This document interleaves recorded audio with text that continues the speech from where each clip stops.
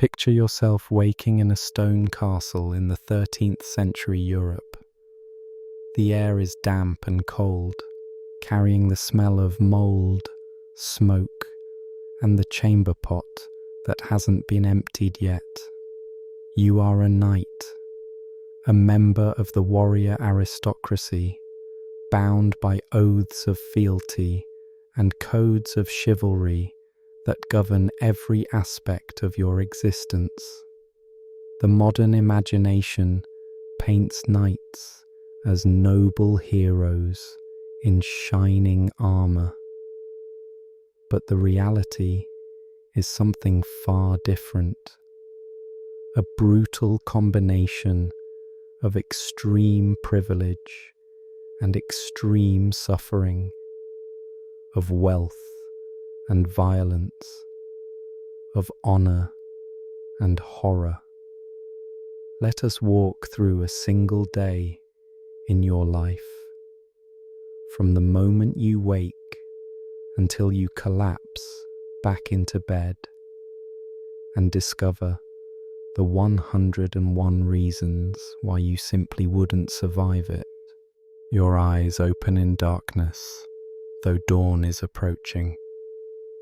You've been sleeping in your private chamber within the castle keep, a luxury that marks your status, as most of the castle's inhabitants sleep in communal halls. But privacy doesn't mean comfort. The stone walls that protect you from enemies also trap the cold. During winter, the temperature inside your chamber hovers barely above freezing. There is no central heating, no thermostat, no insulation in the walls. The tapestries hanging on the stone are meant to provide some barrier against the cold, but they do little. Frost sometimes forms on the inside of the narrow window, and your breath creates clouds in the air, even under your heavy pile of furs and woolen blankets. You've been sleeping in a bed that would seem impossibly uncomfortable by modern standards. The mattress is a canvas sack stuffed with straw, and that straw is months old, compressed, and beginning to rot. Beneath the straw mattress is another canvas sack filled with feathers. But even this doesn't provide the support modern bodies expect. The bed frame is wood, sometimes with rope supports that sag over time. Your back aches constantly from the poor support, and you've learned to sleep in positions that minimize the pain. Modern people accustomed to memory foam and adjustable beds would wake after a single night feeling like they'd been beaten. As you sit up, you immediately feel the bite of cold air against your skin. You've been sleeping in a long linen shirt, your only concession to nightwear, but it's damp from sweat and provides little warmth once you leave the covers. The floor is stone, covered with rushes and herbs that are supposed to insulate and provide pleasant scents. But they've been there for weeks and are beginning to smell of rot, spilled liquids, and the waste that inevitably accumulates. Walking barefoot across this floor is unpleasant, cold, damp, and textured with things you'd rather not think about. Your chamber pot sits in the corner, and you use it immediately upon waking. There is no bathroom, no toilet, no running water. This ceramic pot will be emptied by a servant later, thrown out a window into the moat or castle courtyard, or carried to the cesspit. The smell is strong and unpleasant, and you've grown so accustomed to it that you barely notice anymore. But for modern people used to flush toilets and air fresheners, the constant proximity to human waste would be nauseating. The pot itself becomes another vector for disease, never properly cleaned, often cracked and leaking, a breeding ground for bacteria that you have no concept of. A servant enters, a young boy who serves as your page, perhaps 10 years old. He brings a basin of water for washing, though the water is cold and the amount limited. You splash it on your face and hands. The shock of cold water, a daily trial. There is no soap, as modern people understand it. Instead, you might use a mixture of ash and fat, which is harsh on skin and doesn't clean particularly well. Your skin is rough and often chapped from this combination of cold, poor washing, and constant exposure to the elements. Modern dermatologists would be horrified by the damage this lifestyle inflicts on your skin. Dressing is a complex process that requires assistance. You don't simply pull on clothes. You're building layers of garments that reflect your status and provide what protection they can from the cold. First comes a linen undertunic, which will absorb sweat and oil from your body. Over this goes a wool tunic, often brightly coloured with expensive dyes that indicate your wealth. Then a surcoat bearing your heraldic arms, not just decoration, but identification on the battlefield and in public. Hose must be tied to your braise, a form of underwear, with laces, requiring precision and time. Modern people who struggle with complicated buttons would find this daily dressing routine exhausting, and that's before you even consider armor. Your hair and beard require attention. Long hair is fashionable among the nobility, but maintaining it without modern shampoo is challenging. You might wash your hair once a month if you're fastidious, more commonly, less often. The natural oils build up, attracting dirt and insects. Lice are universal among all classes. Everyone has them, from the king to the poorest peasant. You've developed a tolerance for the constant itching, but modern people would find the sensation unbearable. Your page might help you comb out your hair, removing some of the tangles and perhaps some of the lice. But it's an imperfect process.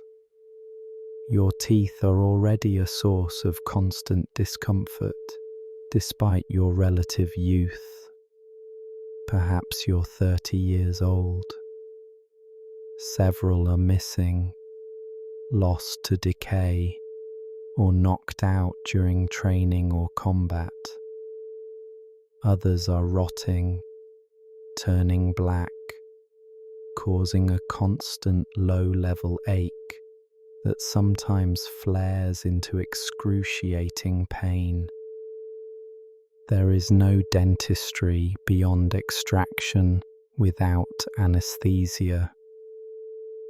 Your breath is foul, though everyone's is, so it's not particularly notable in your society.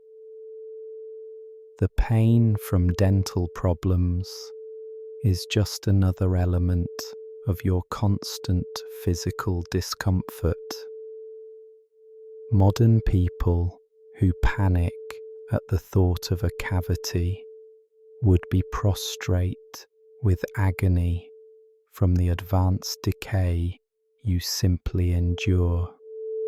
Breaking your fast comes next. The morning meal is substantial because you'll need the energy. Typically bread, cold meat left from yesterday, cheese and ale. There is no coffee, no tea, nothing with caffeine to jumpstart your day. The ale is weak, safer to drink than water, and you'll consume it throughout the day. The bread is coarse, made from grain that often contains bits of stone from the grinding process, which slowly wear down your tooth enamel. The meat might be somewhat spoiled. Refrigeration doesn't exist, and you've learned to eat around the worst parts. Modern food safety standards would consider much of what you consume dangerously contaminated. As you eat, you're already thinking about the day ahead. Your responsibilities are numerous and demanding. As a knight, you're not just a warrior, but a landowner, an administrator, a judge, a military commander, and a representative of your lord. Each role carries expectations and consequences for failure. The mental burden of these overlapping duties would overwhelm modern people used to single job descriptions and defined working hours. Your job is your entire life, with no separation between work and personal time, no vacation days, no retirement plan except death or becoming so old and injured that you're no longer useful. The castle is beginning to wake around you. You hear sounds through the thick stone walls, servants moving, animals in the courtyard, guards changing shifts. The castle is its own small city, housing perhaps 100 people or more, depending on its size and importance. You're at the top of this social hierarchy, but that position comes with enormous pressure. Every decision you make affects the lives of those below you. Every failure in judgment could lead to death, ruin, or disgrace. Modern people who feel stressed by workplace responsibility would crumble under the literal life and death authority you wield daily. Your body already aches as you prepare for the day, and you've barely begun. Old injuries from tournaments and battles make themselves known. A shoulder that never quite healed right from a lance strike, ribs that were broken and mended poorly, a knee that swells in cold weather. You're constantly in some degree of pain, and you've learned to function through it because showing weakness is not an option. Modern pain management, anti-inflammatories, physical therapy, heat treatments doesn't exist. You simply endure, knowing that your body is slowly breaking down and there's nothing to be done about it except push through until you physically cannot continue. After breaking your fast, you make your way to the training yard. Physical training is not optional. It's essential for survival. Your life might depend at any moment on your ability to fight, and the skills required are perishable. They must be practiced constantly, or they degrade. The training yard is a cleared area within the castle walls, muddy when it rains, dusty when dry, always hard-packed earth that offers no cushioning when you fall. There are wooden posts for striking practice, quintains for lance training, and space for sword work and wrestling. Modern gyms with their padded floors, climate control, and safety equipment would seem like paradise compared to this brutal training ground. You begin with sword practice. Your sword is not the light, quick blade of movies, but a 3-pound piece of steel that must be wielded with strength and technique. You work through forms and combinations, striking at wooden posts wrapped in leather. Each strike sends vibration up your arm. The sword must be controlled precisely. Too much force, and you might damage the blade or throw yourself off balance. Too little, and your strike would be ineffective against armor. Your hands are already calloused from years of this work, but they still blister and tear with extended practice. Modern people, whose hardest physical activity might be typing, would find their hands shredded and useless within an hour of this training. Your master at arms observes your technique with a critical eye. He's an older knight, scarred and grizzled, who survived decades of warfare and now trains the younger generation. His corrections are not gentle. If your form is wrong, he'll strike you with a wooden staff, sometimes hard enough to leave bruises. This isn't considered abuse, but proper instruction. Your body must learn through pain, developing muscle memory that could save your life in battle. Modern concepts of positive reinforcement and gentle coaching don't exist here. You're being forged as a weapon, and the process is deliberately harsh. Next comes mounted combat training. You must learn to fight from horseback, which is dramatically more difficult than it appears. The horse itself is a war horse, or destrier, specifically bred and trained for combat. These animals are aggressive, powerful, and expensive. A single good war horse might cost as much as several years of a common labourer's wages. You've been training with horses since childhood, but the skills required are immense. You must control a 1,000-pound animal using only your legs and one hand, while your other hand wields a weapon. The horse is trained to respond to subtle cues, but in the chaos of combat, maintaining this control is extraordinarily difficult. The quintain training begins.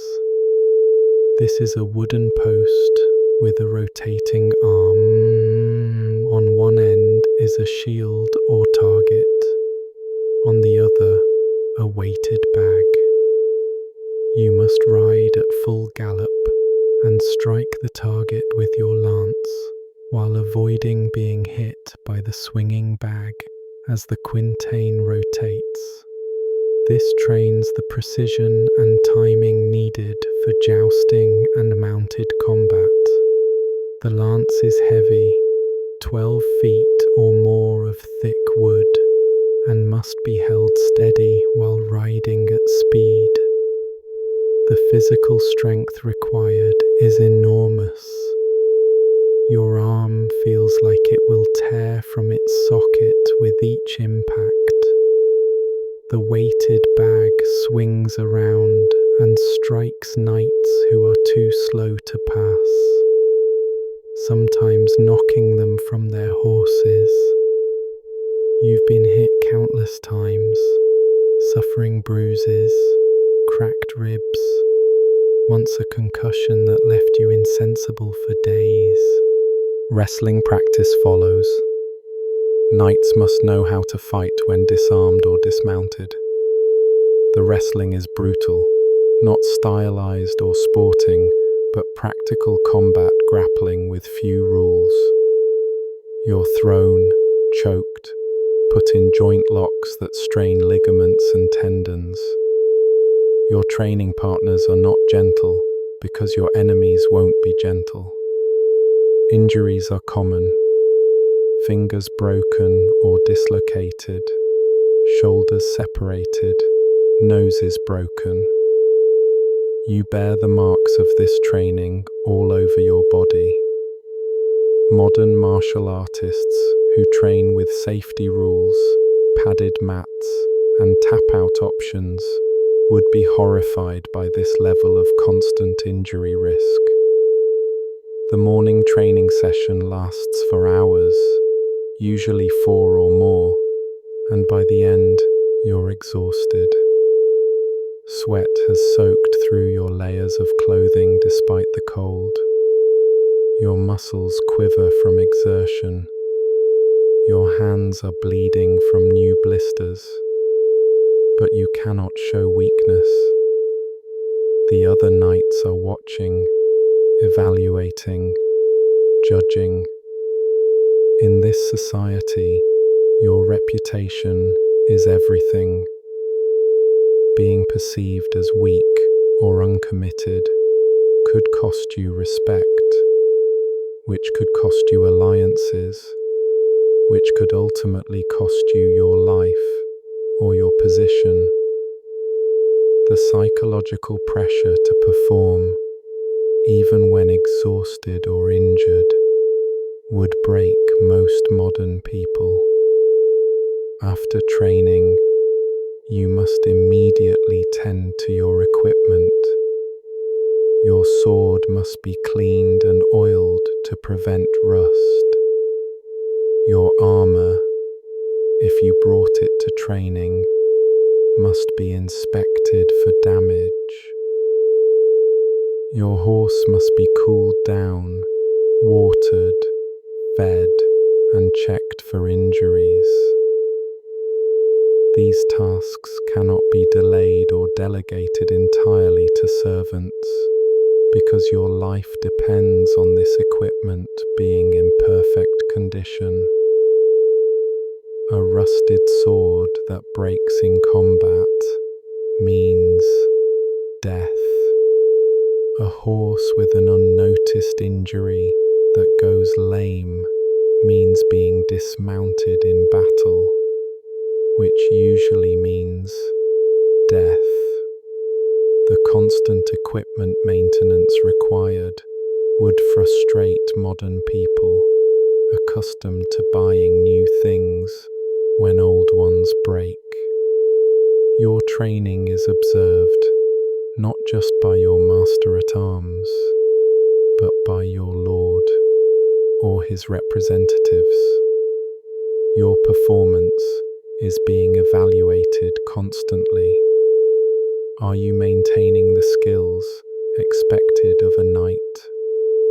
Are you training the squires and pages under your authority properly?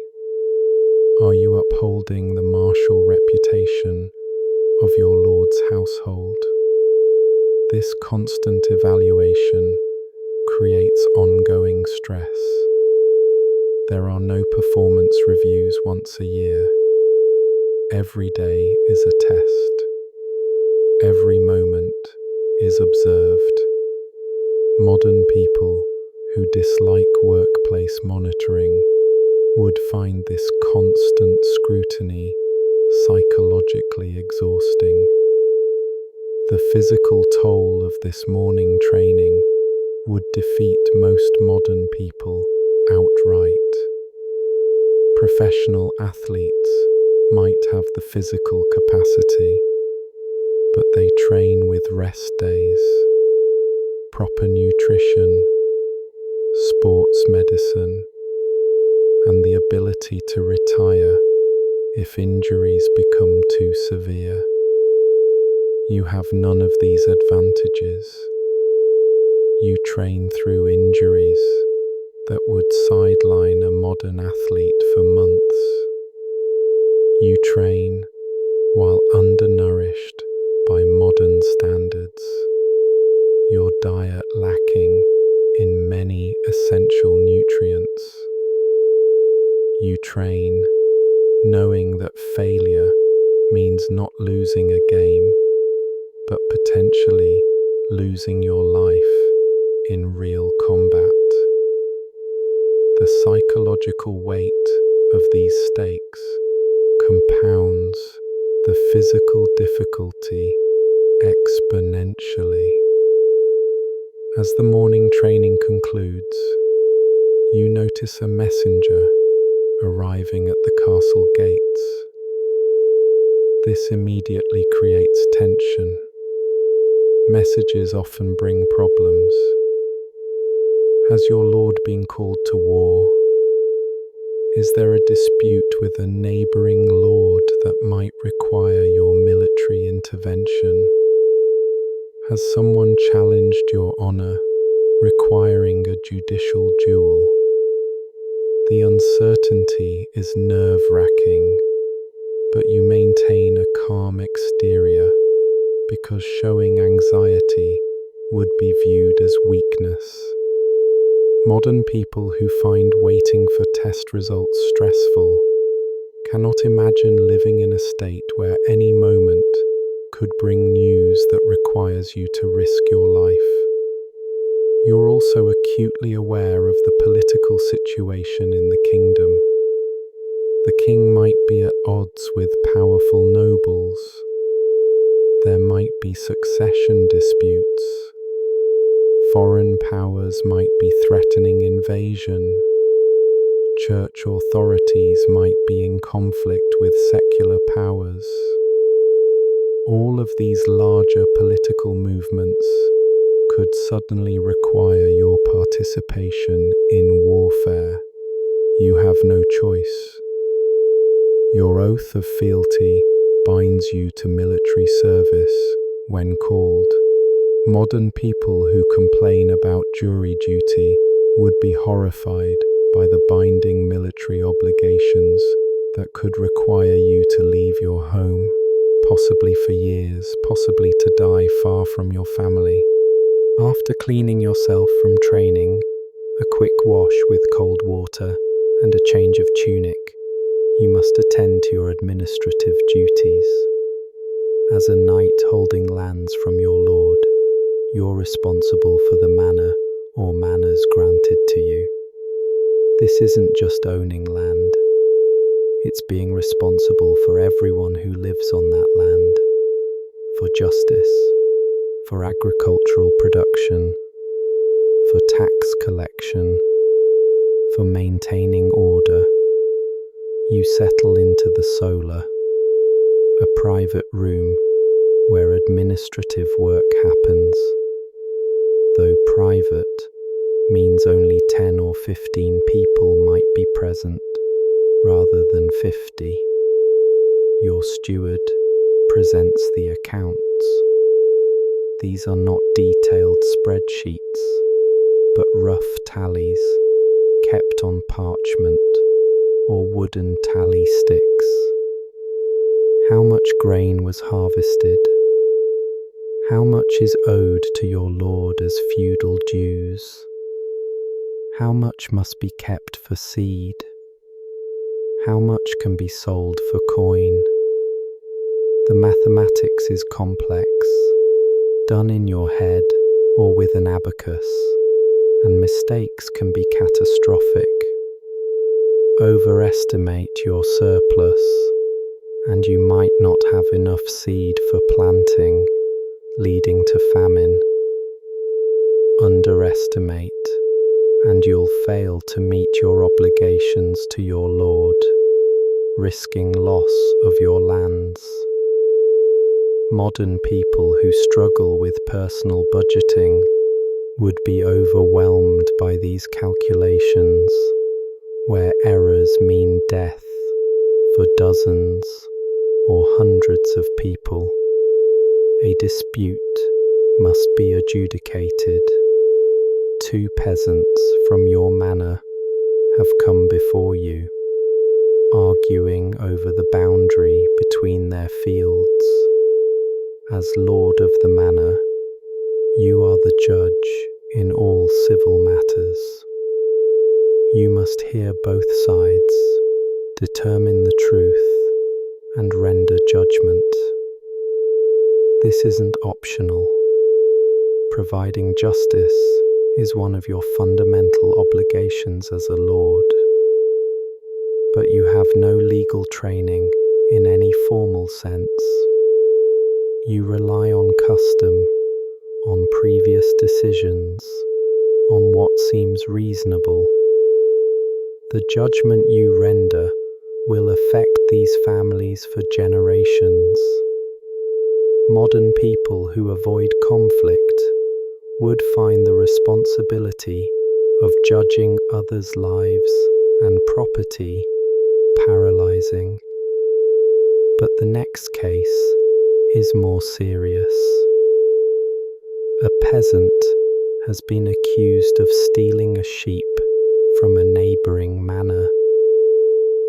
Theft is a serious crime, and if found guilty, the punishment will be severe, possibly loss of a hand, possibly hanging, depending on the value of what was stolen and whether the accused has prior offences. You must hear the evidence, such as it is. There are witnesses, though their testimony is influenced by their relationships with the accused and the accuser. There is no forensic evidence, no way to determine guilt with certainty. Yet you must decide. The weight of potentially ordering a man's mutilation or death based on incomplete information would crush most modern people who expect beyond reasonable doubt standards and robust appeals processes. You find the man guilty based on the testimony and your judgment of his character. The punishment is that he will lose his right hand, to be carried out immediately in the courtyard as a warning to others. You must witness this punishment. In fact, you must order it done, must make it clear that justice comes from your authority. The man is held down on a block. A blacksmith's hammer and chisel are used to sever the hand at the wrist. The man's screams are terrible. The amount of blood is shocking. The hand is nailed to the manor gate as a warning. You maintain a stern expression throughout, but inside you feel sick. You've seen worse in battle, but somehow this judicial mutilation feels different, more disturbing. Modern people shielded from violence would likely vomit or faint during this punishment. After the judgment, you must deal with economic matters. Your lands produce grain, wool, livestock, and other goods. Some must be kept for your own use. Some must be given to your lord as feudal obligations. Some can be sold for coin. You're negotiating with a merchant who wants to buy your wool surplus. The negotiation is complex, involving not just price, but also social relationships, future considerations, and your reputation. If you drive too hard a bargain, you might get a better price, but damage a useful relationship. If you're too generous, you'll be seen as weak and easy to exploit. Modern business negotiations at least have contracts and legal recourse. Yours rely entirely on reputation and honor. Tax collection is another ongoing challenge. You're responsible for collecting various fees and taxes from the peasants on your land, some of which you keep, and some of which must be passed up to your lord. But peasants rarely have coin. They pay in kind, with grain, animals, labor, or goods. You must assess the value of these payments, keep records, and ensure you're not being cheated, while also not squeezing your peasants so hard that they cannot survive. It's a delicate balance. Too lenient, and you cannot meet your own obligations. Too harsh, and your peasants might flee to another lord's lands. Or worse, revolt. Modern people who dislike tax season would find this ongoing responsibility of extracting resources from desperate people morally and practically exhausting. Your chaplain arrives to discuss church matters. The local church building needs repairs. The roof leaks, endangering the interior and the religious items stored there. As the local lord, you're expected to provide funds and materials for this repair, but you're also trying to save money to purchase new armor, which you need because warfare seems increasingly likely. Do you spend on the church, maintaining your relationship with ecclesiastical authorities and demonstrating piety? Or do you spend on armor, which might save your life? These are not abstract ethical dilemmas, but immediate practical problems with no clear right answer. Modern people who agonize over much smaller decisions would be paralyzed by these constant life and death trade-offs. Religious obligations demand significant time. You're expected to attend Mass daily, usually in the castle's chapel.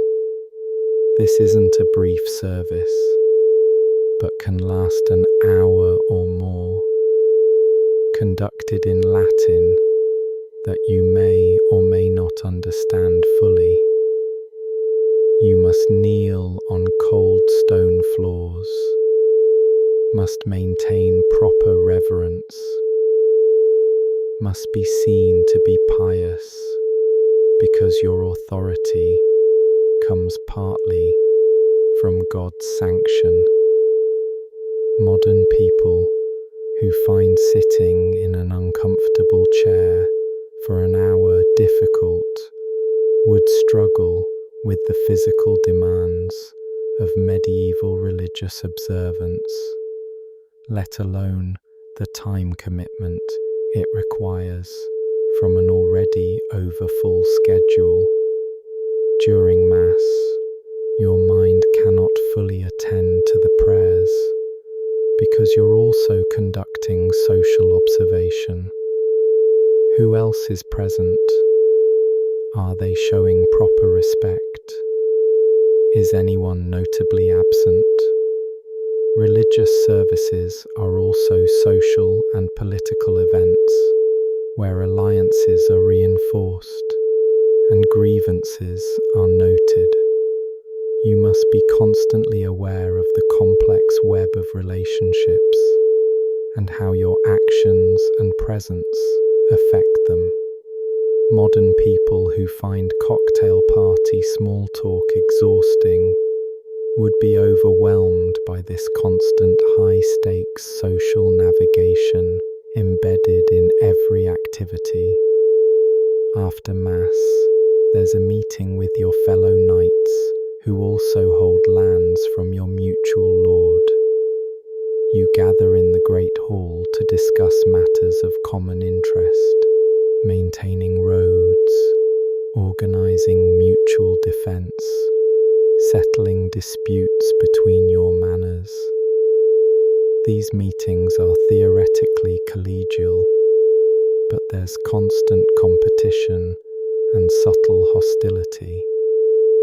Everyone is jockeying for position, trying to advance their own interests while maintaining the appearance of cooperation.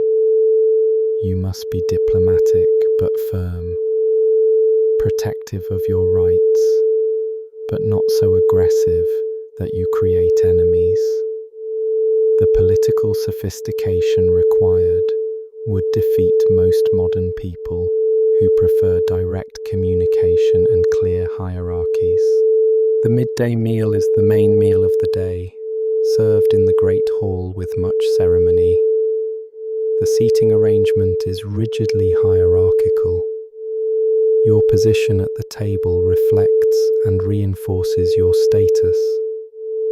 As a knight of reasonable standing, you sit perhaps halfway down the high table, above common soldiers and servants, but below more powerful nobles. Where you sit is not just about comfort. It's a public statement of your place in society. Any change in seating is noticed and interpreted. Modern people who think about seating charts only for weddings cannot imagine a society where your seat at lunch is a political statement. The food arrives in courses, carried by servants who are themselves arranged hierarchically. The dishes are elaborate for your social class. Roasted meats, pies, stews, various preparations of vegetables, bread, both fine white bread made from sifted flour and coarser bread for soaking up sauces. But the food is heavily spiced, partly for flavor and partly to disguise that much of it is beginning to spoil. Preservation methods are limited to salting, smoking, and pickling. Meat that's slightly off is masked with pepper, ginger, cinnamon, expensive spices that demonstrate wealth, while also making the food edible. Modern people accustomed to refrigeration would be horrified to know how often you're eating partially spoiled food. The meal itself is a social performance. You must eat with proper etiquette, using the correct fingers, taking appropriate portions, not being greedy, but also not refusing food, which could insult the host. Forks don't exist yet in most of Europe. You eat with a knife to cut meat and your fingers for everything else. Shared dishes mean your hands are in the same bowls as others' hands. Hygiene is minimal.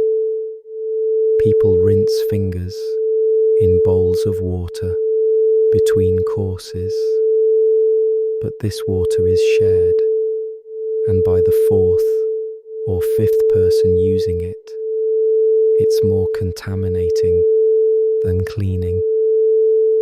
Modern germaphobes would be unable to eat under these conditions.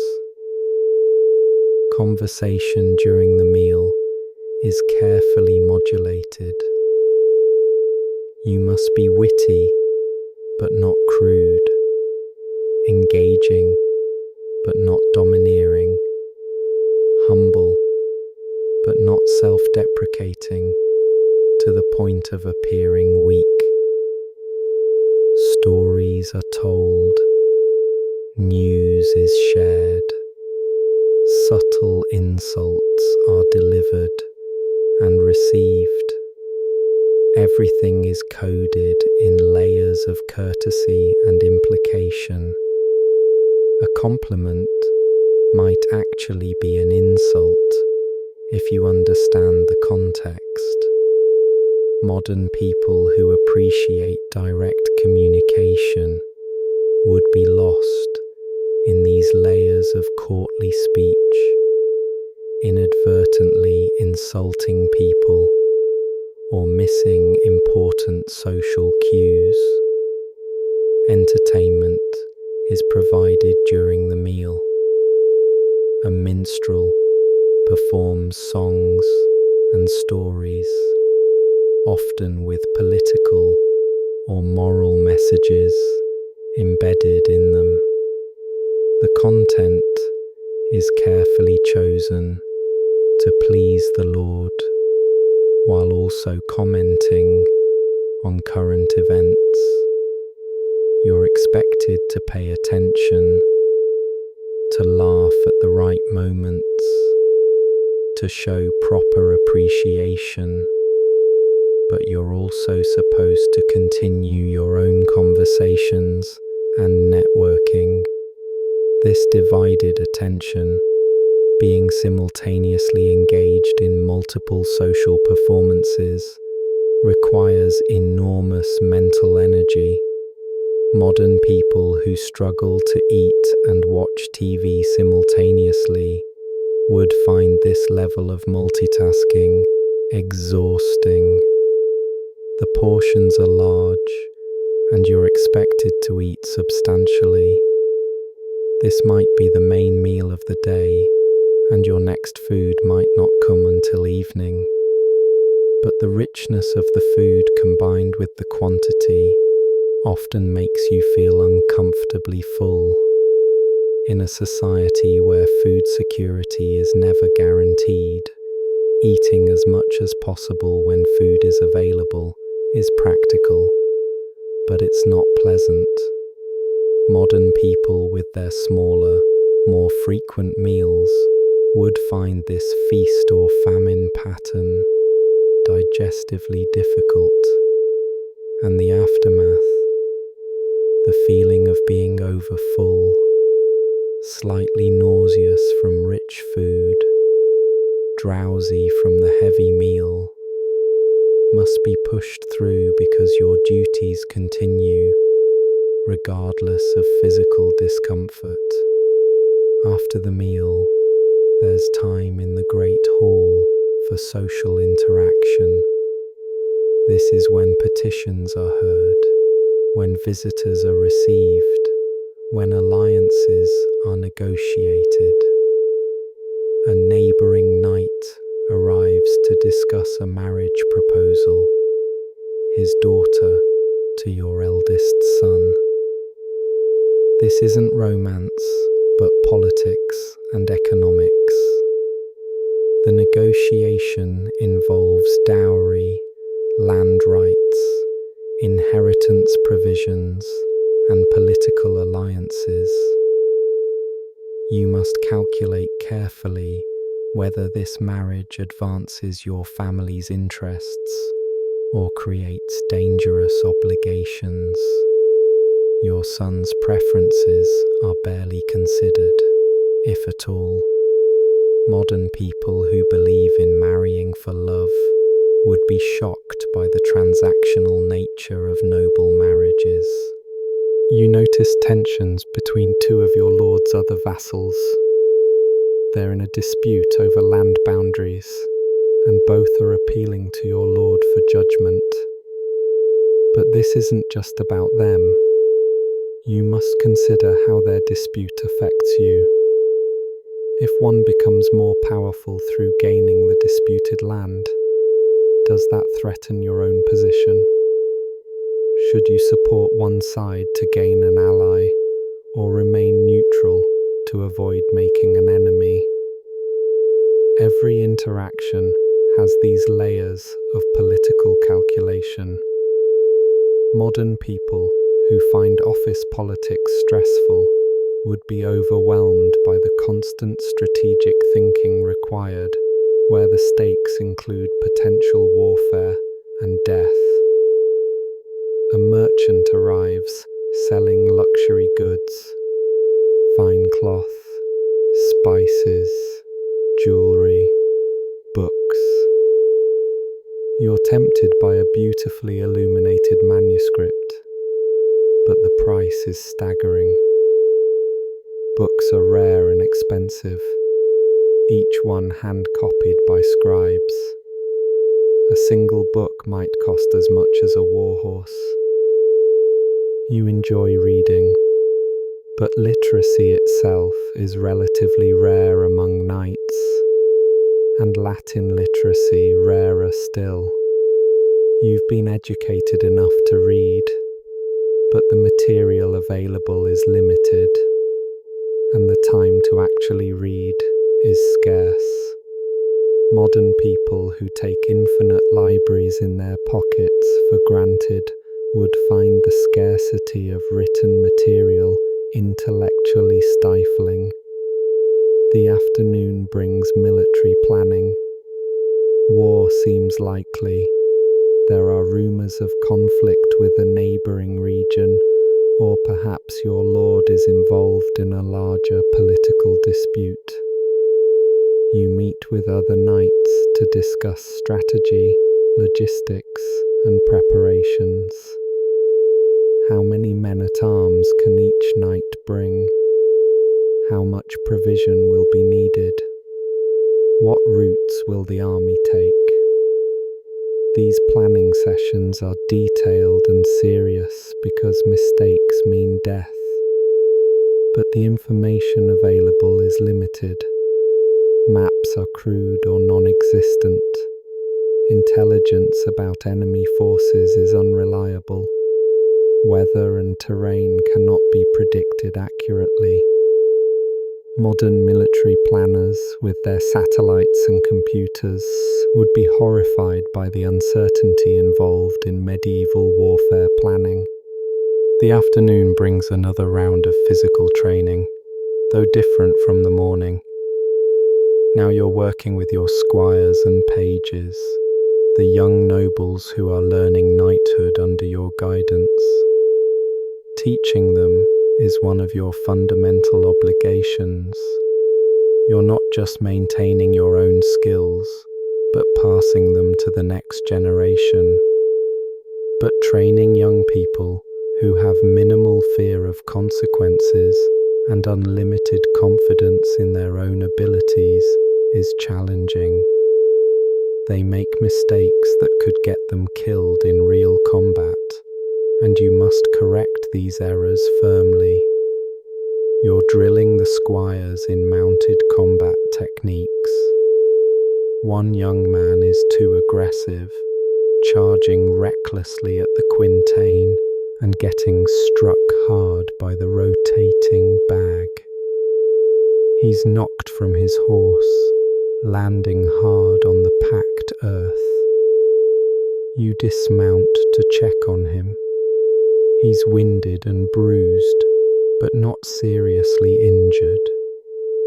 You deliver a sharp rebuke about recklessness. His pride is wounded, which is good. He needs to learn that reckless courage gets you killed. But you must also be careful not to break his spirit entirely. The balance between pushing young warriors to excellence and not destroying their confidence requires psychological insight that few modern people possess. The squires must also learn the complete process of arming a knight. Your armor is complex, consisting of many interlocking pieces that must be put on in the correct order. Gambeson first. A padded jacket that provides cushioning and some protection. Then mail, if you're wealthy enough to own it. Thousands of interlocking iron rings forming a hauberk that covers your torso and arms. Over this, plate armor if you can afford it. Breastplate, backplate, pauldrons for shoulders, rear braces and vambraces for arms, gauntlets for hands, cuisses for thighs, greaves for lower legs, sabatons for feet. Each piece must be properly fitted and secured. The full process takes 2 people working together at least 20 minutes to half an hour. Once fully armored, the weight is distributed across your entire body, but still totals 50 to 60 pounds or more. This isn't like wearing a backpack. The weight is everywhere, restricting your movement, making every action more effortful. Modern people who think medieval armor was impossibly heavy and restrictive are partly right. While a fit person can move in armor, every movement requires extra effort, and the cumulative exhaustion of wearing armor for hours is immense. You must train in full armor regularly to build the specific endurance required, separate from general fitness. The heat inside armor is another challenge rarely appreciated by modern people. Even in cool weather, the metal conducts heat poorly, and your body heat, combined with exertion, creates an oven-like environment inside your armor.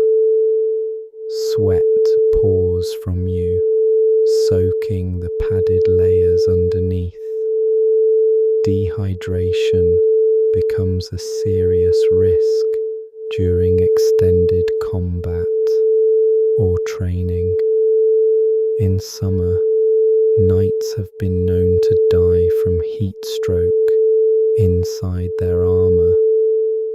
There's no air conditioning, no cooling system, just your body's increasingly desperate attempts to regulate temperature while encased in metal. Vision and hearing are severely restricted in a helmet. The slits for sight are narrow, creating significant blind spots. Peripheral vision is almost non-existent, sound is muffled by the metal surrounding your head. This sensory deprivation is disorienting and dangerous. You cannot see or hear threats from certain angles. Modern people who find wearing a motorcycle helmet slightly claustrophobic would panic inside a great helm that reduces their world to a narrow slit and muffled sounds. The psychological adjustment to fighting in these conditions takes years of training. You practice combat in full armor, sword work, grappling, movement. Everything is harder than when unarmored. Your stamina drains quickly. Your movements are slower and require more deliberate effort. But this is how you'll fight in real combat. So you must train this way, despite the additional difficulty and discomfort. The squires watch, learning that all their elegant, unarmored technique must be adapted when wearing 50 pounds of metal. Modern people who find jogging in regular clothes tiring cannot imagine the exhaustion of fighting hand to hand while fully armored. After armor training, you transition to studying strategy and tactics. Medieval warfare is not just about individual combat prowess, but about commanding groups of men, understanding battlefield formations, managing logistics. You study past battles, discussing what worked and what failed. But this education is limited by the available materials. Few written texts on warfare exist, and most knowledge is passed orally from experienced warriors to younger ones. Modern military officers, with their staff colleges and comprehensive strategic education, have enormous advantages in systematic military knowledge that you lack. The study session is interrupted by news. A tournament is being held by a powerful duke in 3 weeks. Tournaments are major social and military events where knights compete for glory, prizes, and reputation. They're also extremely dangerous. The combat is supposed to be somewhat restrained, using blunted weapons, but injuries and deaths are common. You must decide whether to attend. The potential benefits are significant. Winning could bring wealth and fame, and simply attending demonstrates that you're an active, engaged member of the knightly class. But the risks are real, and you're still recovering from an injury sustained in the last tournament 6 months ago. You discuss the tournament with other knights. What events will be held? Who else is likely to attend? What are the rules and prizes? The conversation reveals the complex social calculations involved. Will attending this tournament align you with certain political factions? Might your participation offend your lord if he's in a dispute with the tournament's host? Could you afford the travel costs, the entry fees, the expected displays of wealth? Modern people who think of sports as recreation would be shocked by these layers of political and financial calculation embedded in what's supposedly a sporting event. The afternoon training ends with your body exhausted and aching. You've been physically active for most of the day, with only the midday meal as a break. Your muscles are fatigued, your joints are sore, you're dehydrated despite drinking weak ale throughout the day. But there's no time for recovery. You must now attend to evening duties. Modern people who think an hour at the gym is strenuous would be incapacitated by this level of daily physical output maintained year after year. As evening approaches, you must change from your training clothes into more formal attire for the evening meal and social activities. This means another round of dressing with assistance from servants. Your evening clothes are finer than your day wear. Richer fabrics, more elaborate decoration, meant to display your status. But they're also uncomfortable in different ways. The fabrics are stiff. The cuts restrict movement. And you're always aware of keeping them clean and undamaged because they're expensive. Modern people who complain about uncomfortable formal wear would find the complete restriction of noble medieval clothing almost unbearable. Before the evening meal, you must review the castle's defences with the captain of the guard. This is a weekly duty, inspecting the walls, checking that guards are at their posts, ensuring weapons and supplies are properly stored. Security is not abstract. There are real threats from bandits, from rival lords, from your lord's enemies who might target his. Before the evening meal, you must review the castle's defences with the captain of the guard. This is a weekly duty, inspecting the walls, checking that guards are at their posts, ensuring weapons and supplies are properly stored. Security is not abstract. There are real threats from bandits, from rival lords, from your lord's enemies who might target his vassals. You walk the walls in the fading light, noting weak points in the masonry, areas where vegetation grows too close and could provide cover for attackers, sight lines that need to be maintained. Modern people who feel secure behind locked doors cannot imagine the constant vigilance required when violence could arrive at any moment. The guards you inspect are not professional soldiers in the modern sense.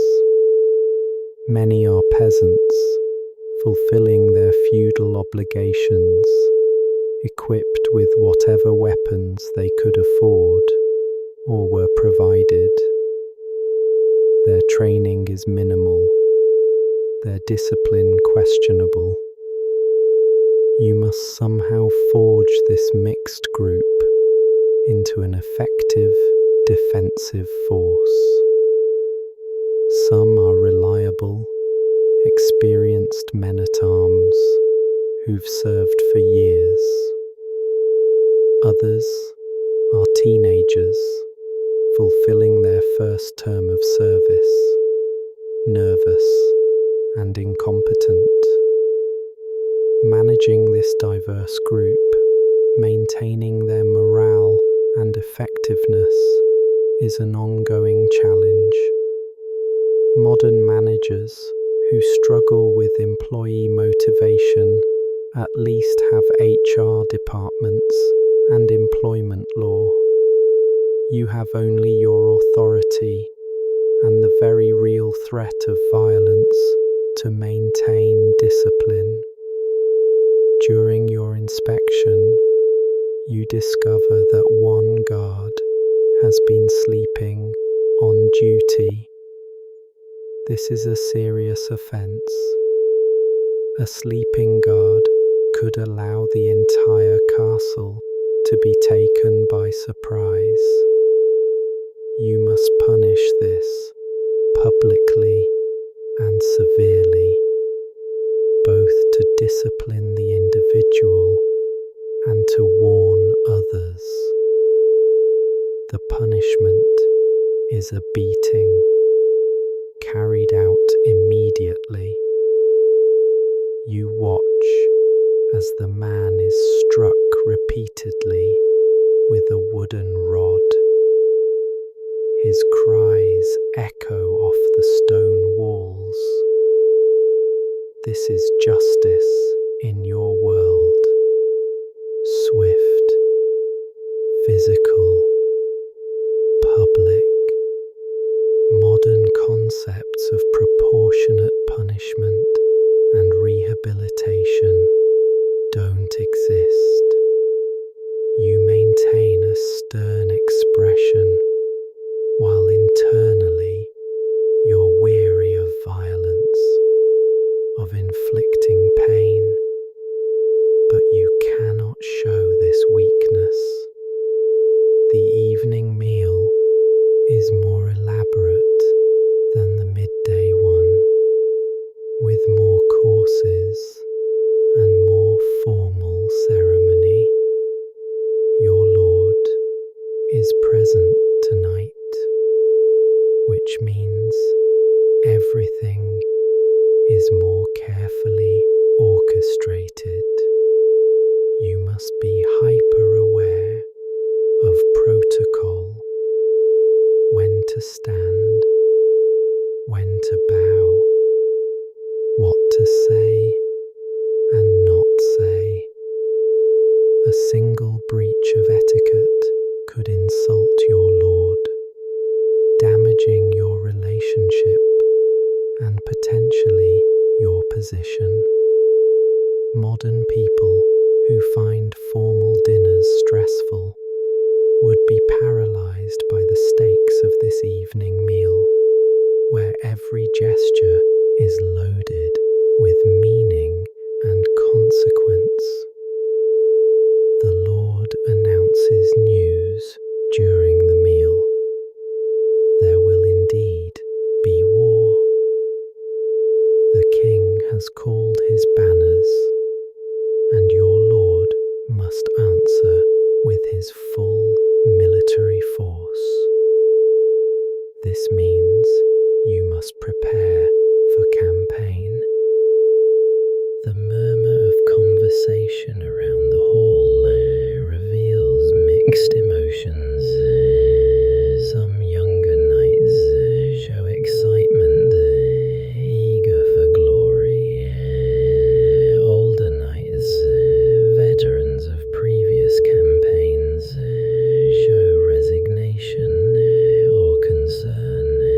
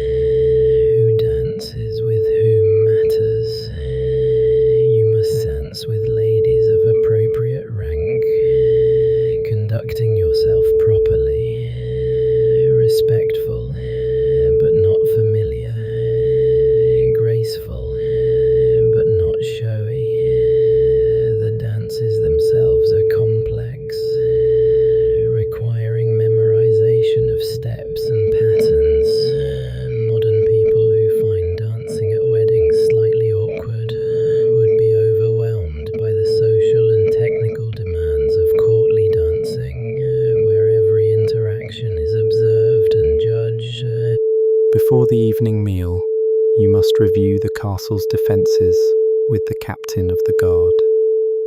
This is a weekly duty, inspecting the walls, checking that guards are at their posts, ensuring weapons and supplies are properly stored. Security is not abstract. There are real threats from bandits, from rival lords, from your lord's enemies, who might target his vassals. You walk the walls in the fading light, noting weak points in the masonry, areas where vegetation grows too close and could provide cover for attackers, sight lines that need to be maintained. Modern people who feel secure behind locked doors cannot imagine the constant vigilance required when violence could arrive at any moment. The guards you inspect are not professional soldiers in the modern sense.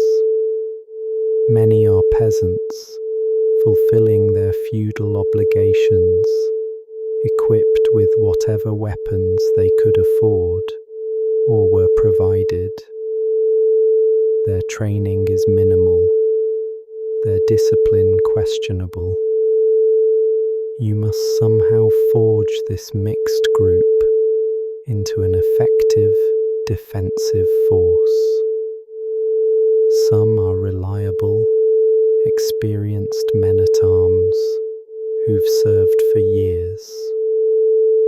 Others are teenagers fulfilling their first term of service, nervous and incompetent. Managing this diverse group, maintaining their morale and effectiveness is an ongoing challenge. Modern managers who struggle with employee motivation at least have HR departments and employment law.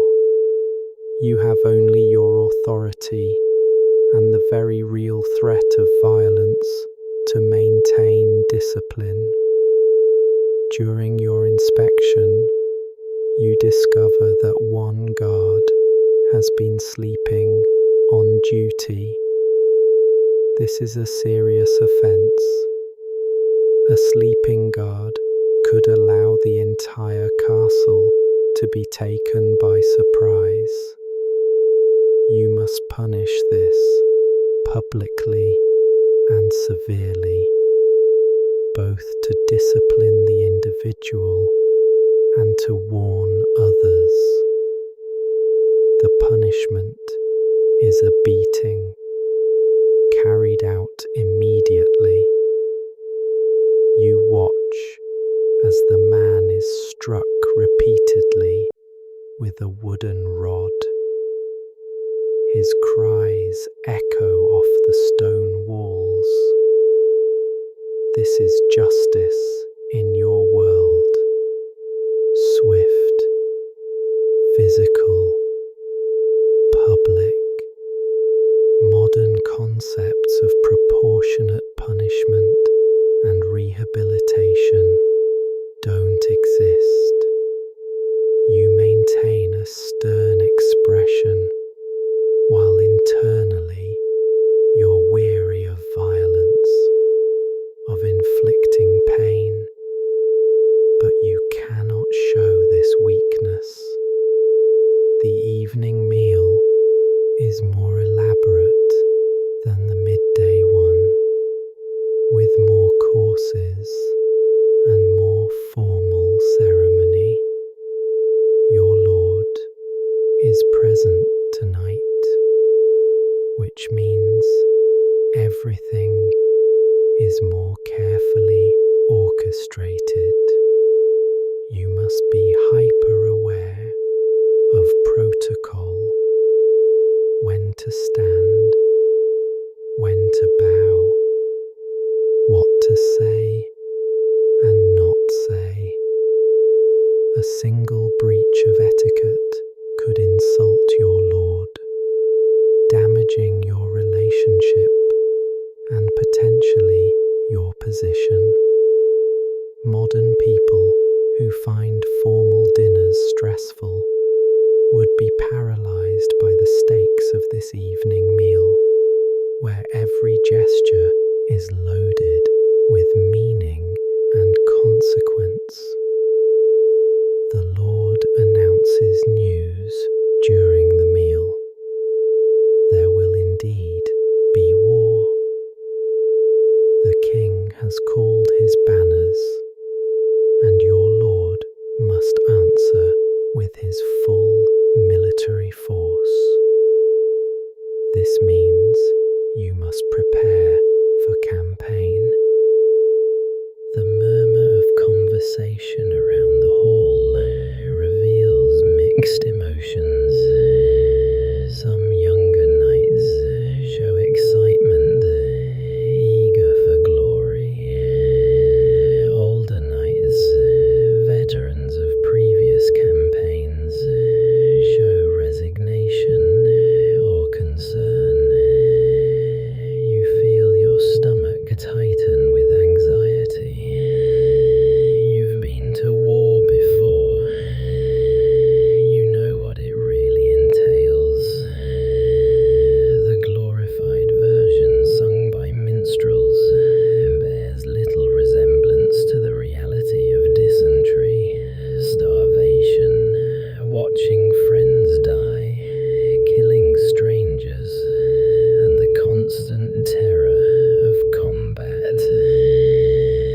After the meal, there's entertainment.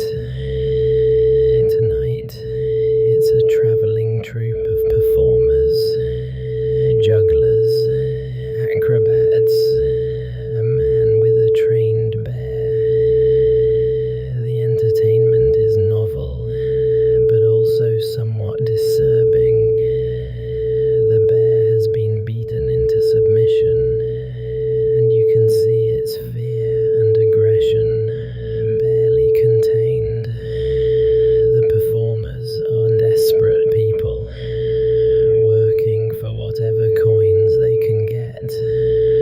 Always one failed performance away from starvation. Modern people, accustomed to professional entertainment produced by well-paid artists, would find this mixture of desperation and cruelty disturbing. But you applaud politely, because that's what's expected. Following the entertainment, there's music and dancing.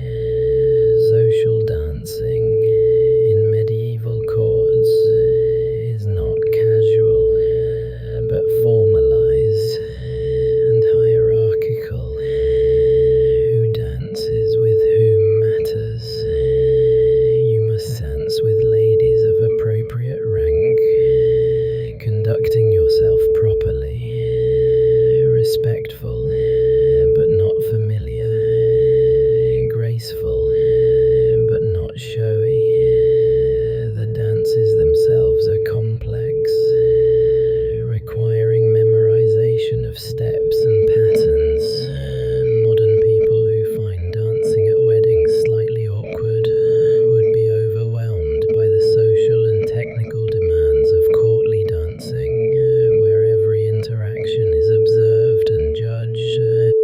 You notice political maneuvering happening around the edges of the festivities. Small groups form and reform. Conversations happen in corners. Alliances are being negotiated. Grievances aired. Information shared. You must participate in this social networking while maintaining awareness of who's talking to whom, what these conversations might mean, how they affect your own position. The mental energy required for this constant political calculation is exhausting. Modern people who find networking events tiring at least get to go home afterward. This is your life every evening without respite. A conversation with a fellow knight reveals troubling information. He mentions that another knight has been spreading rumors about you. Nothing too specific, just implications that you might not be as loyal or capable as you appear. These rumors could damage your reputation, affecting your relationships with your lord and your peers. You must decide how to respond. Confront the source directly, risking an open conflict. Work subtly to counter the rumors with your own narrative. Ignore it and hope it fades. Each option carries risks. Modern people who dislike workplace gossip would be destroyed by this system, where reputation is everything and rumors can literally be life-threatening. The evening also brings religious obligations. Compline, the final prayer service of the day, must be attended. You're exhausted from the long day, your mind full of worries about the coming campaign, about the rumors, about 100 other concerns. But you must kneel in the cold chapel, recite prayers in Latin, demonstrate piety. Your faith is genuine. You truly believe in God, in divine judgment, in the need for spiritual devotion. But the exhaustion makes focus difficult. Your mind wanders, and you must constantly pull your attention back to prayer. Modern people who struggle to focus during a half-hour church service would find these multiple daily services mentally and physically draining. After Compline, there's still work to be done. You meet with your steward to review tomorrow's schedule, to discuss preparations for the military campaign, to address problems that have arisen. This meeting happens in your private chamber by candlelight and continues well into the night. The candles are expensive, made from beeswax if you're wealthy, tallow if not, and the light they provide is weak and flickering. You're straining your eyes to read the accounts and documents by this inadequate light. Modern people with their electric lights at the flick of a switch cannot imagine the eye strain and difficulty of conducting detailed work by candlelight. The discussion with your steward reveals financial problems. The campaign will be expensive. You must equip yourself, your squires, and your men-at-arms. You must provide horses, weapons, armor, provisions. The costs are enormous, and your income from your manors barely covers it. You might need to borrow money, which means interest payments and debt, or you might need to mortgage some of your lands, risking losing them if you cannot repay. Modern people who stress about monthly bills would be crushed by the financial pressure of funding your own military service from personal resources. Your wife joins you after the steward leaves. She's been attending to her own duties throughout the day, managing the household, overseeing servants, attending to sick peasants, supervising the production of cloth and other household goods. She's exhausted too, but you must discuss family matters. Your eldest son will accompany you to war as a squire. Your wife is terrified for his safety and for yours, though she conceals it beneath a veneer of stoic acceptance. This is her role, to be strong, to manage the household in your absence, to accept that war might make her a widow and her children fatherless. Modern spouses who struggle with business trips would be devastated by the prospect of their partner leaving for war with a significant chance of never returning. You discuss what will happen if you don't return. Your wife must know where documents are kept, who owes you money, who you owe, which alliances are most important to maintain. You're not morbidly dwelling on death, but practically preparing for a realistic possibility. She might need to negotiate with your lord to ensure your lands pass to your son rather than being reclaimed. She might need to arrange a second marriage quickly to maintain protection and status. These cold, practical discussions about your potential death are emotionally exhausting for both of you, but they're necessary. Modern people who avoid thinking about mortality would find these conversations unbearable. There's a brief moment of intimacy between you and your wife. This might be one of your last nights together before you leave for campaign.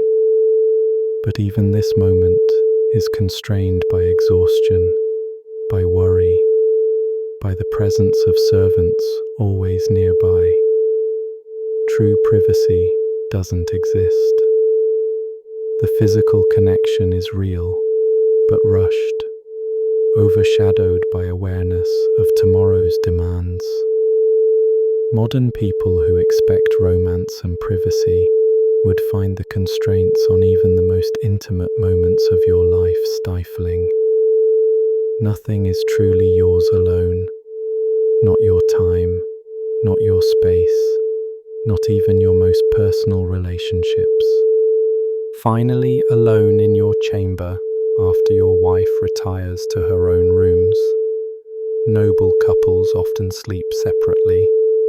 You have a few moments for personal reflection, but your mind cannot rest. The world you inhabit is not the rational, predictable universe modern people assume.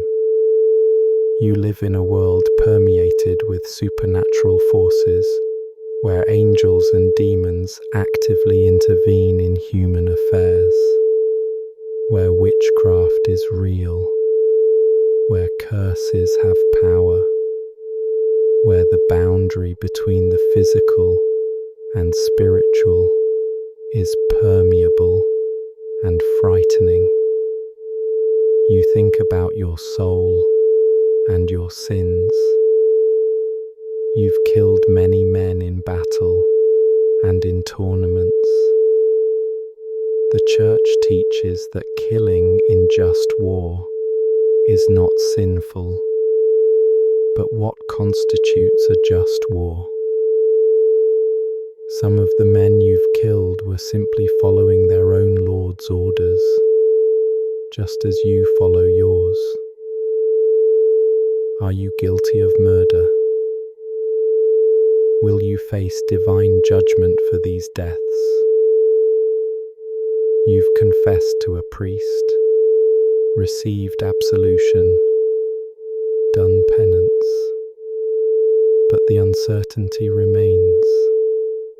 Modern people who treat morality as situational would struggle with the absolute, eternal stakes of medieval religious belief, where your actions determine whether you spend eternity in paradise or torment.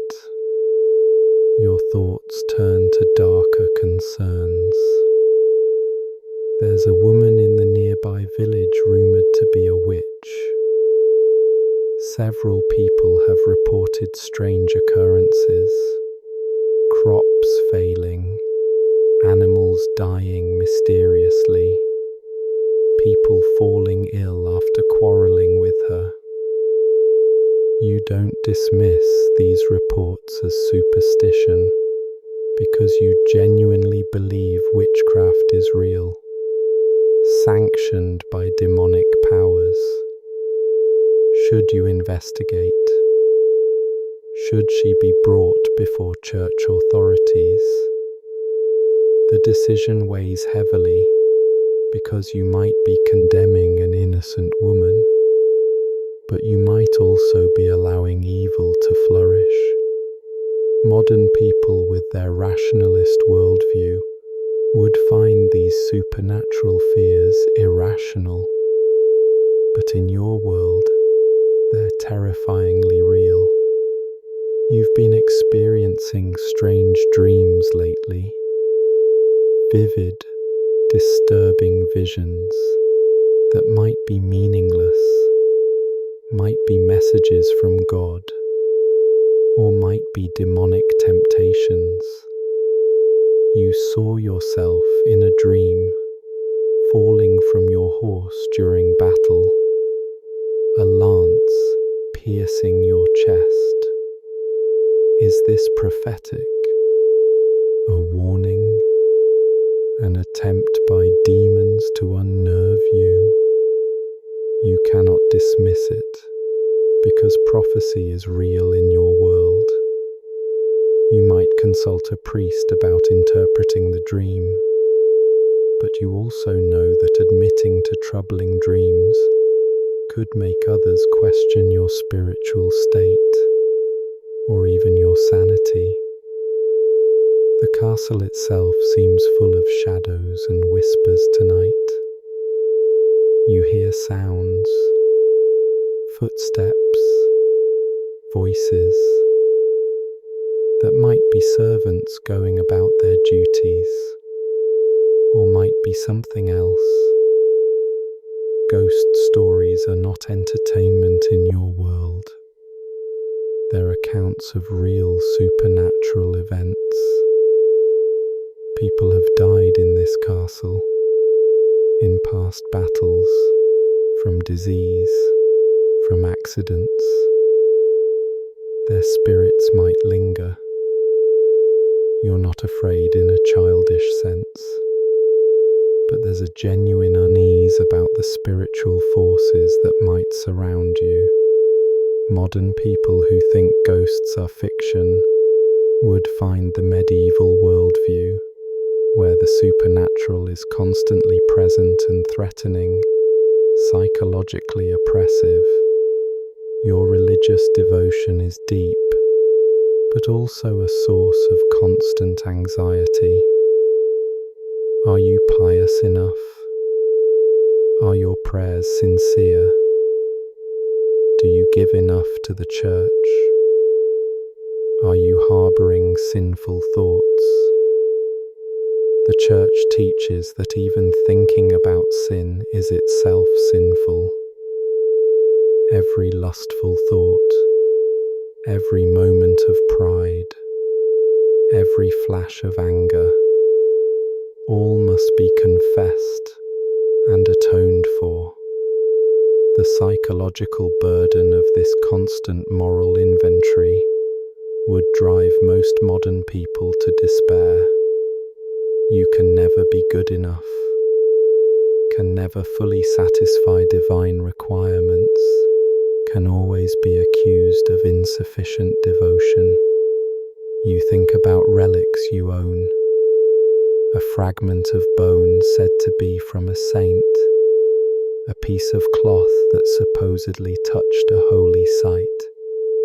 These are precious possessions, bought at great expense, because they provide spiritual protection and prestige. But are they genuine?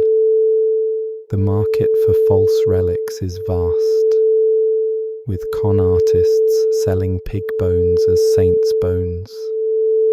You believe yours are real because you need to believe, because you paid so much for them, because your spiritual security depends on it. Modern people who understand fraud and fakery would see the obvious scam, but your world doesn't offer that skeptical distance. The approaching military campaign adds spiritual dimension to your worries.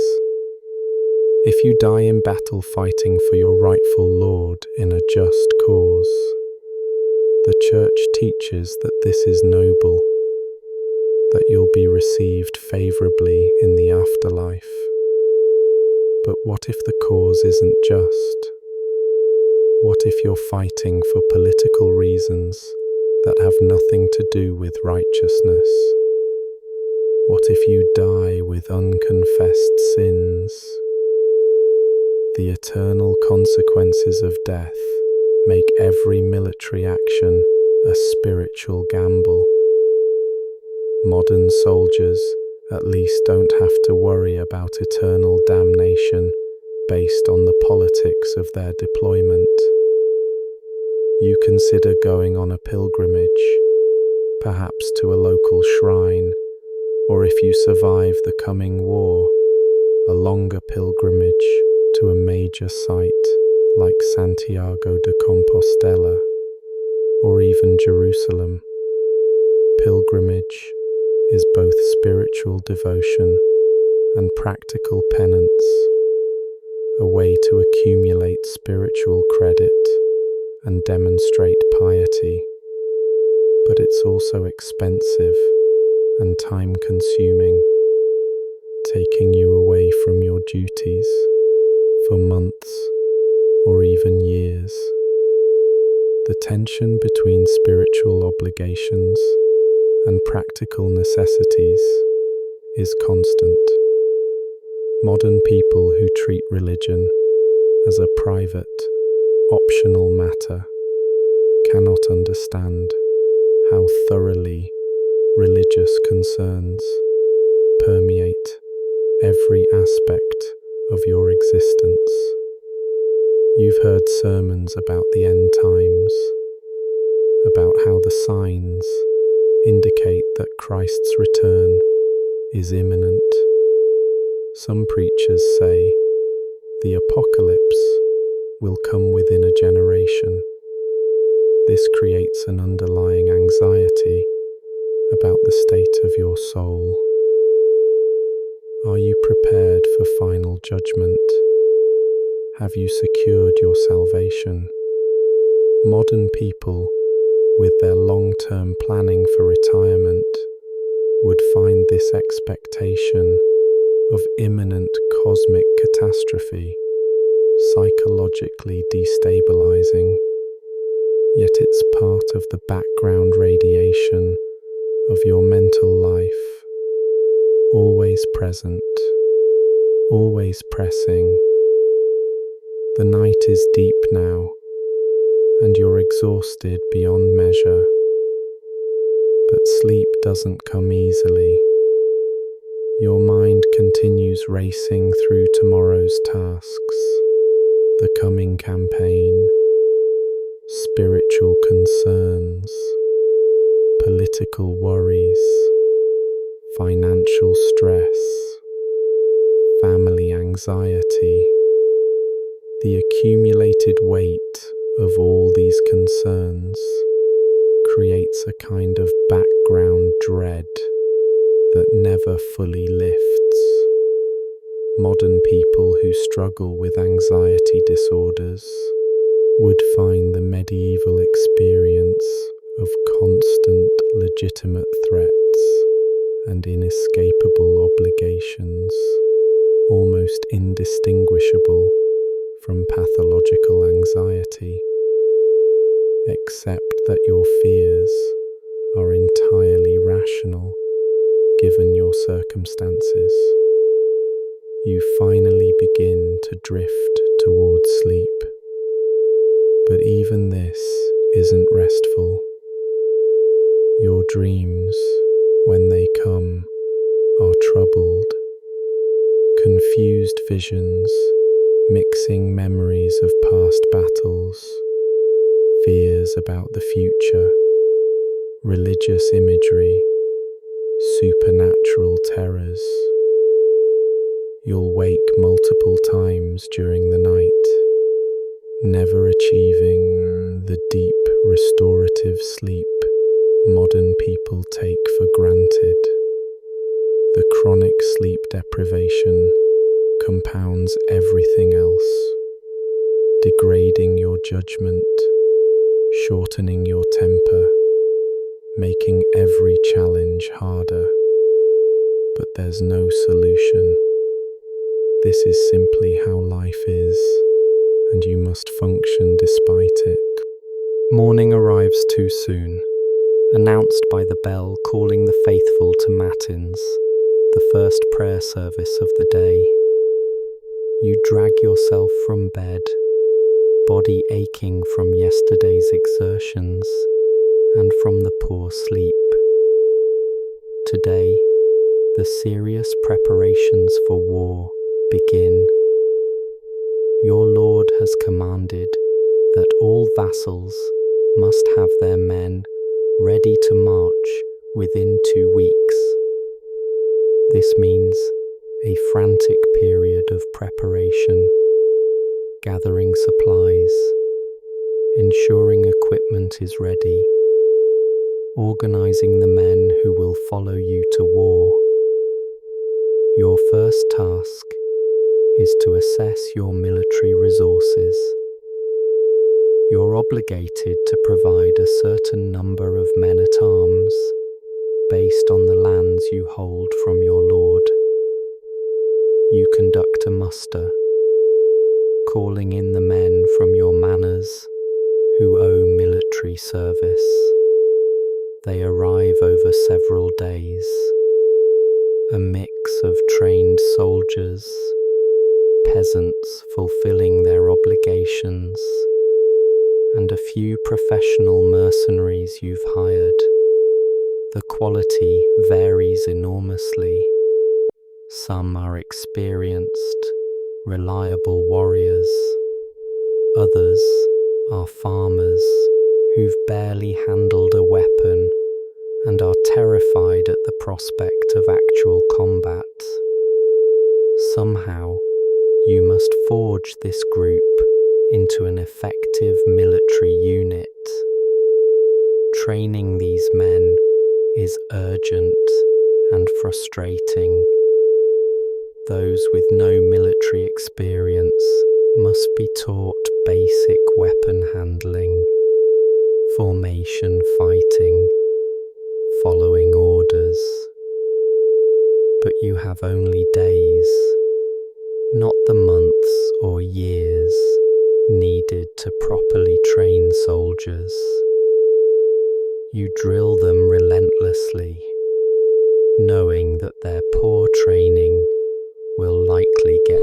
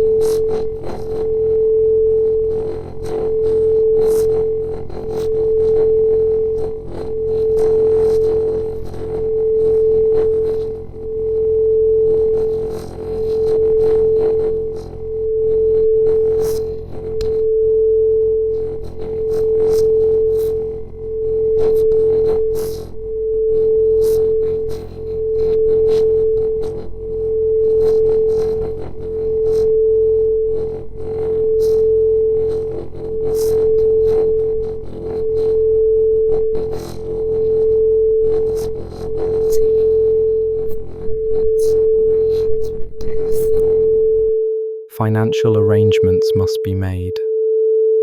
You owe money to several creditors, and they must be paid, or at least placated, before you leave.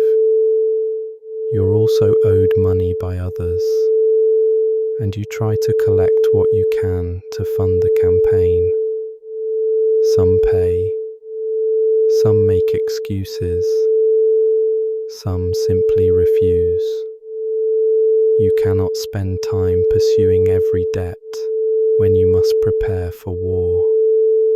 So you must decide which to press and which to abandon. Modern people with their credit scores and legal systems for debt collection would be frustrated by this personal, confrontational system of medieval finance. Your armor and weapons must be brought to peak condition. Every piece is inspected, repaired, or replaced. Your sword is sharpened to a razor edge. Your mail is checked for broken rings and repaired. Your helmet's padding is replaced. Your horse's tack is examined and fixed. This work takes days, with you and your squires and armourers working long hours. Modern people who simply buy new equipment when old equipment fails would find this intensive maintenance exhausting. But your life depends on this equipment functioning perfectly when needed. You're also making social visits, saying farewell to neighbours and allies, reinforcing relationships that might be crucial if you don't return. These visits are elaborate affairs with formal courtesy and careful gift exchange. You give tokens of esteem, perhaps a piece of jewellery or a fine weapon, to important allies. You receive similar gifts in return. These aren't just social niceties, but political investments, binding people together through reciprocal obligation. Modern people who find thank you notes burdensome would be overwhelmed by the complex web of obligation and reciprocity that governs every social interaction. The mood in the castle and surrounding manor grows increasingly tense as departure approaches. Wives cling to husbands who might not return. Mothers weep over sons too young for war, but going anyway. Children sense the anxiety without fully understanding it. The entire community is being disrupted by this mobilization, with the most productive workers being taken away for an unpredictable period.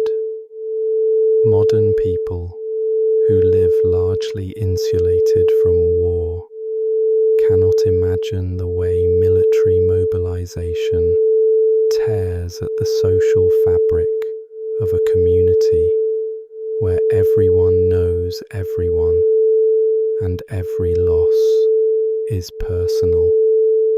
You attend a special mass where the priest blesses the warriors and their equipment. Holy water is sprinkled on weapons and armor. Prayers are offered for victory and safe return. The priest reminds everyone that they fight for a righteous cause, that God will protect the faithful, that death in battle for a just Lord is noble. You want to believe this, need to believe it, but you've seen enough of war to know that righteousness doesn't prevent arrows from finding their mark, or dysentery from killing more men than swords. Still, the spiritual reinforcement helps. You need to believe there's meaning in what you're about to do. The day of departure arrives. Your column forms up, yourself and your fellow knights on horseback, the men-at-arms on foot, supply wagons creaking under their loads. Your family watches from the castle walls. You see your wife's face, pale and controlled, and your younger children waving. The image burns into your memory, because it might be the last time you see them. You turn your horse toward the road and give the order to march. The column begins moving, and you don't look back, because that would be unlucky, and because you might lose your composure if you do. The march itself is grueling. Knights ride, which seems like an advantage, but you're in armor at least part of the time, and even riding becomes exhausting over hours and days. The men-at-arms walk mile after mile, carrying their equipment and supplies. The pace must be slow enough that the foot soldiers can maintain it, but fast enough to reach the mustering point on time. You march from dawn to dusk, covering perhaps 15 to 20 miles per day if conditions are good. Modern people who drive cars everywhere would find the sheer physical endurance required for this march almost impossible to sustain. The roads are terrible. What counts as a road in medieval Europe is often just a dirt track, muddy when it rains, dusty when dry, rutted and rocky always. Wagons break down regularly, requiring repairs that delay the entire column. Men twist ankles, develop blisters that become infected, suffer from the constant strain. You must maintain morale and discipline despite these hardships.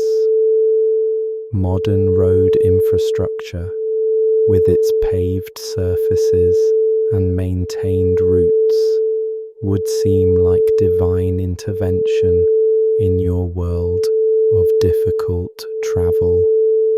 Logistics become the primary concern. Where will you camp tonight? Is there water available for men and horses?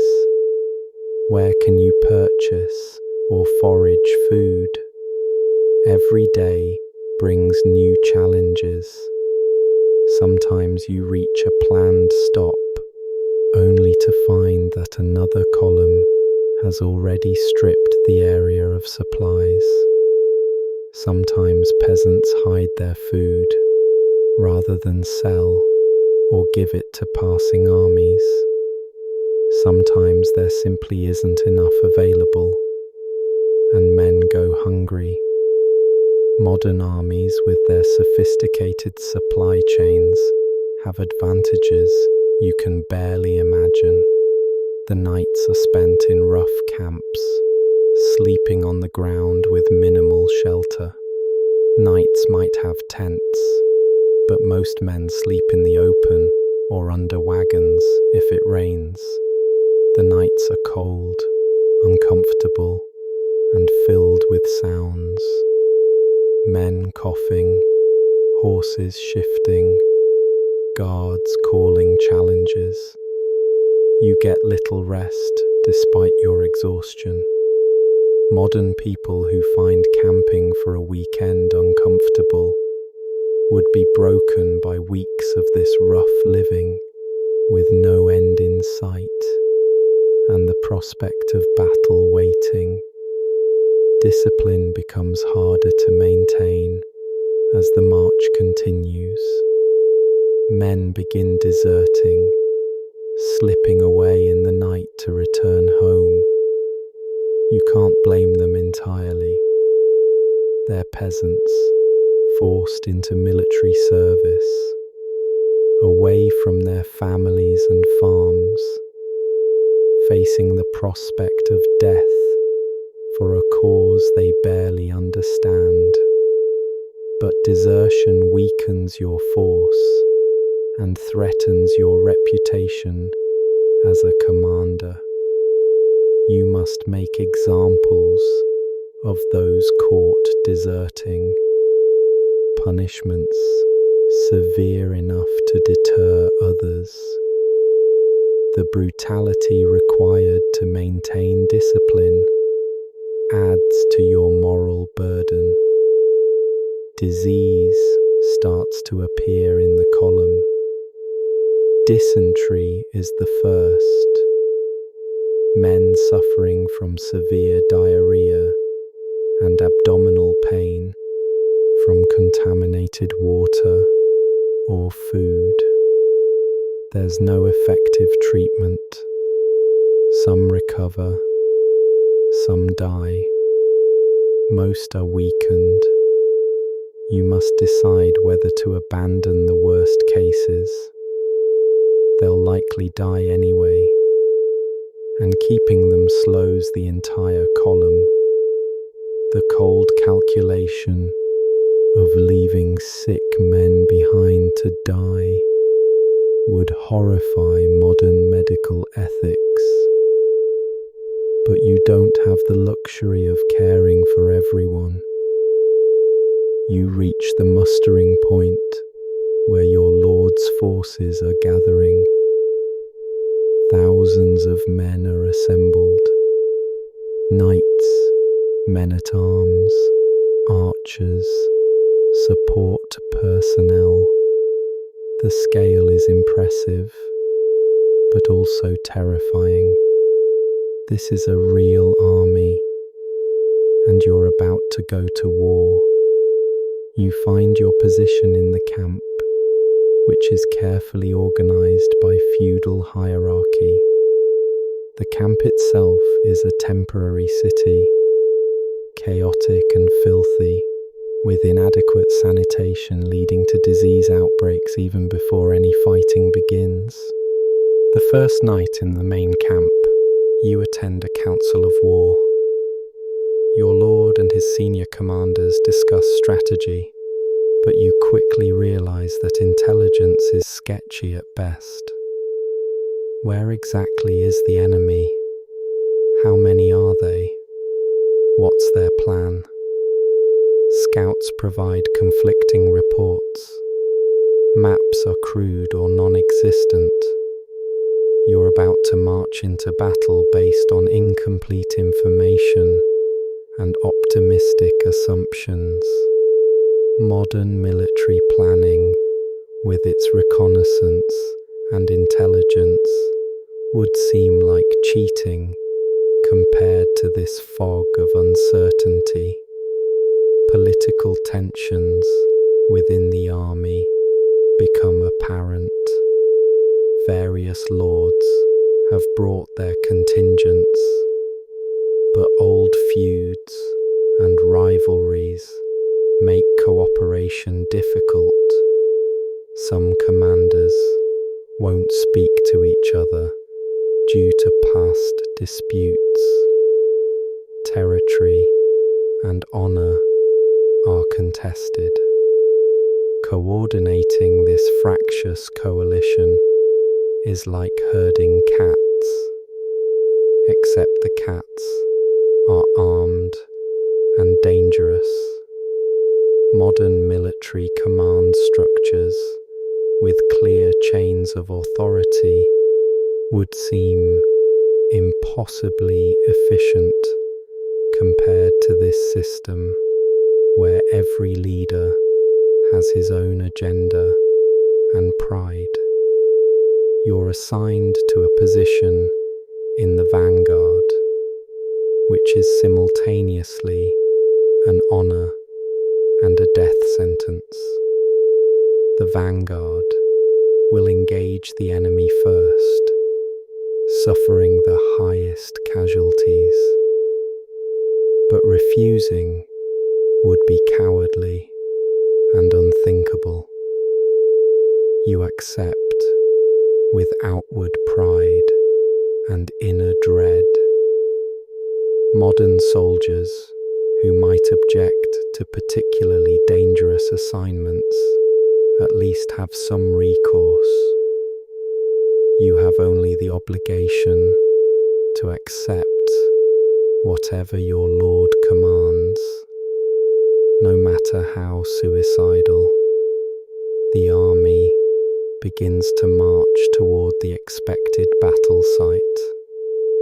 The pace is slower now, with scouts ranging ahead, with everyone more alert for signs of the enemy. The tension is palpable. Experienced veterans show grim determination. Younger knights try to hide their fear behind bravado. The men-at-arms are largely silent, shuffling forward because they have no choice. You're all marching toward violence, and everyone knows that many won't return. The enemy is spotted. The two armies begin to array themselves for battle. This process takes hours. Deploying thousands of men into formation requires time and creates chaos. You're positioned with the vanguard cavalry, formed up in lines behind your lord's banner. You can see the enemy doing the same in the distance. The reality of battle is becoming immediate. Your heart pounds. Your mouth is dry. Your hands shake slightly as you grip your reins, and you hope no one notices. You're in full armor now, which you've been wearing for hours already, and will wear throughout the battle. The weight is distributed, but still enormous. The heat is building despite the cool weather.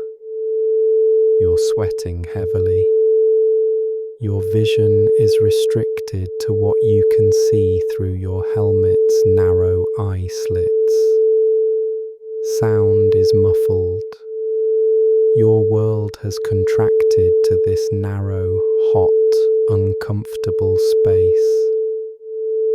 Modern people who find motorcycle helmets slightly claustrophobic would panic in this full battle armor. The waiting is its own torture.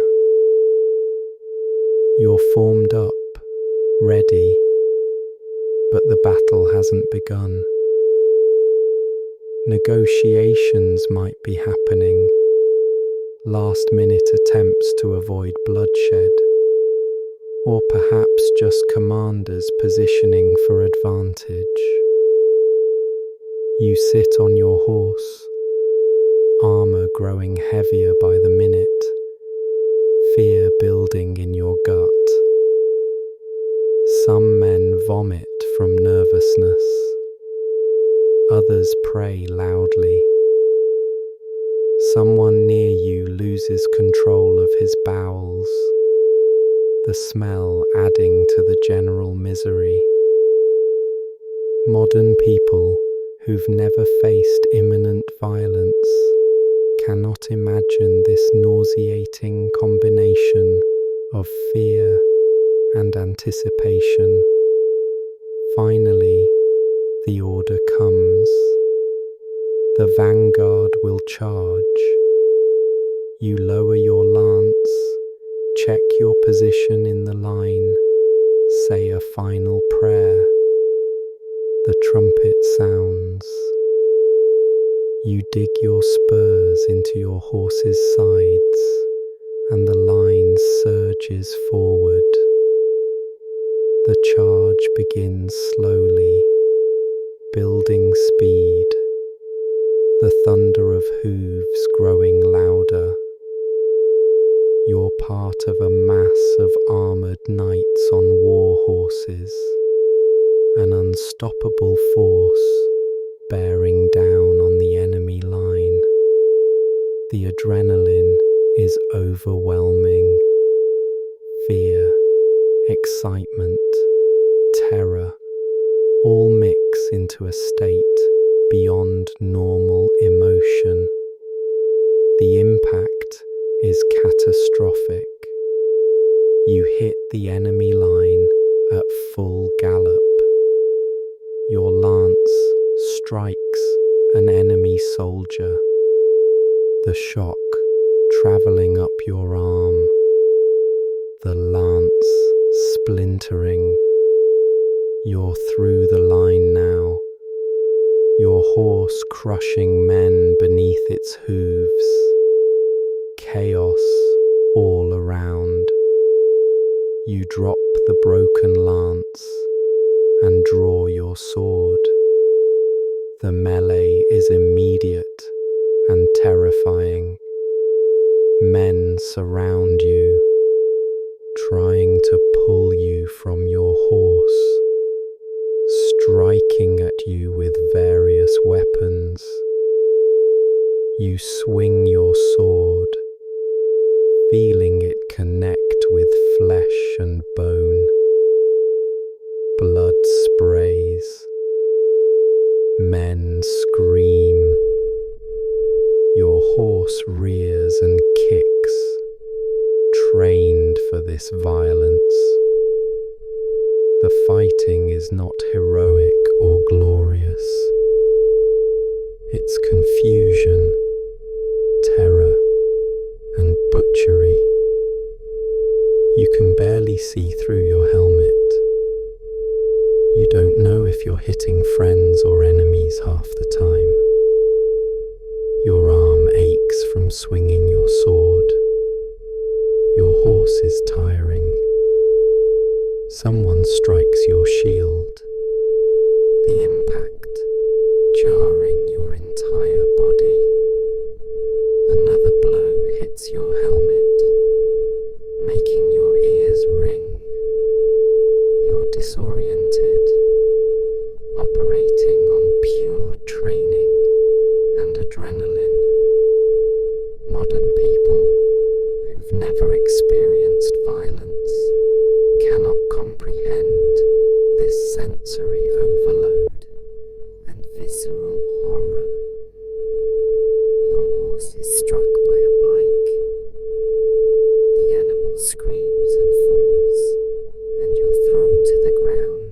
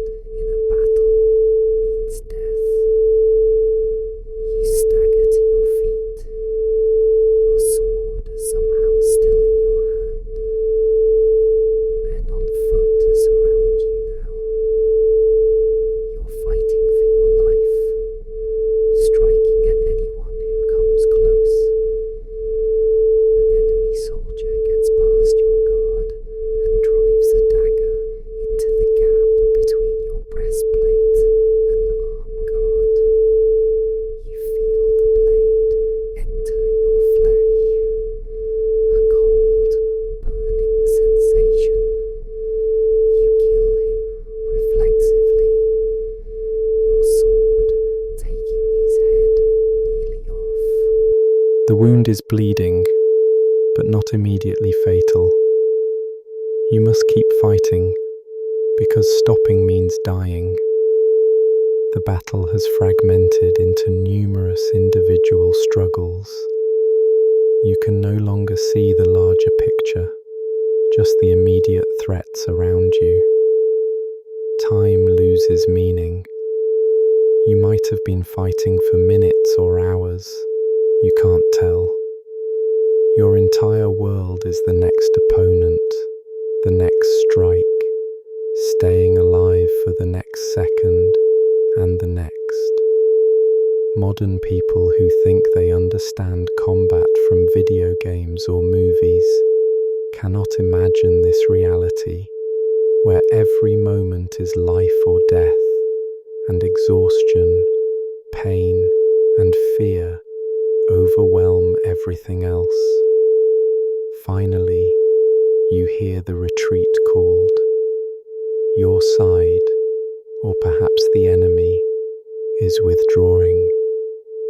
The immediate press of combat eases. You're alive, though wounded and exhausted beyond anything you've experienced before. Bodies lie everywhere. The sounds of dying men fill the air, screaming, moaning, begging for help or for death. The smell is overpowering. Blood, opened bowels, fear sweat, churned earth. This is the reality of medieval battle. Modern people shielded from violence would be traumatized beyond function by what you've just survived. You look for your men, your friends. Some are alive, many are not. You see men you've known for years, lying dead or dying. A young squire who reminded you of your son is trying to hold his intestines inside a terrible wound. You kneel beside him, but there's nothing you can do. He dies while you hold him, his blood soaking your gauntlets. The grief is immediate but must be suppressed. There's no time for mourning yet. The battle is over, but the horror continues. The wounded must be tended, and medieval battlefield medicine is brutal.